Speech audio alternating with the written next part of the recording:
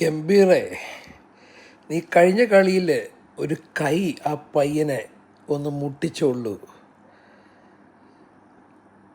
അവൻ അടുത്ത കളിയിൽ കത്തി കയറിയടാ. നീ ഇന്നവനെ കെട്ടിപ്പിടിച്ചു. അത് മതി അവന്. നീ കണ്ടോ കളി? ഇനി അവൻ നിന്നെ കളി കാണിച്ചു തരും. നീ പറഞ്ഞില്ലേ 3 സെഞ്ചുറി അടിച്ച കാര്യം, നീ തന്നെ അത് പറയണം. നിൻ്റെ വിശ്വാസത്തിന് വേണ്ടിയാണ് അവൻ കാത്തിരുന്നത്. നീ അവനെ കൺസിഡർ ചെയ്യുന്നത് കാണാനാണ് കാത്തിരുന്നത്. ഗൗതം ഗംഭീറെ, നമ്മുടെ പയ്യൻ പാവാടാ. അവൻ രാജ്യത്തിന് വേണ്ടി ജീവൻ സമർപ്പിക്കുന്നവനാടാ. സഞ്ജു സാംസൺ എന്നവൻ്റെ പേര്. ഓർത്തു വെച്ചോ, അവനെ വിട്ടുകളയരുത്.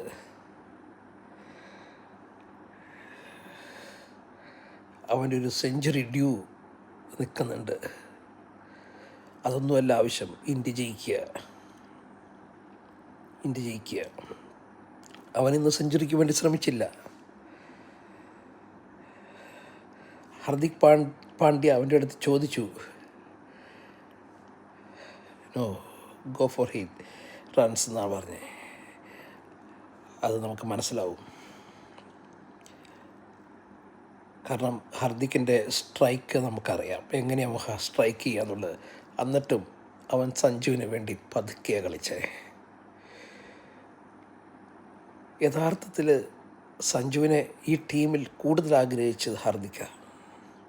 പല പ്രാവശ്യം സഞ്ജുവിന് വേണ്ടി ഫൈറ്റ് ചെയ്ത് ഹാർദിക്ക. പക്ഷെ IPL ഇവർ തമ്മിൽ ഫൈറ്റ് ചെയ്യുന്നത് നമ്മൾ കണ്ടിട്ടുണ്ട്.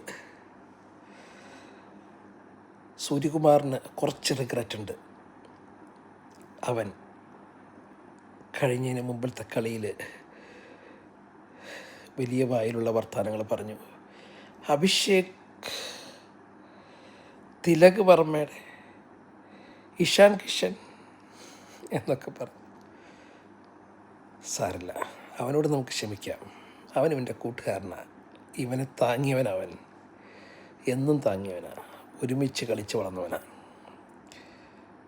അവൻ്റെ സമ്മർദ്ദത്തിൽ അവൻ പറഞ്ഞതായിരിക്കാം. അടുത്ത കളി ഇംഗ്ലണ്ടിനെതിരെയാണ്. ഇംഗ്ലണ്ട് ചെറിയ ടീമല്ല. ജോസ് ബട്ട്ലർ പോലെയുള്ള, ബ്രൂക്കിനെ പോലെയുള്ള അടിവീരന്മാരുടെ ടീമാണ്.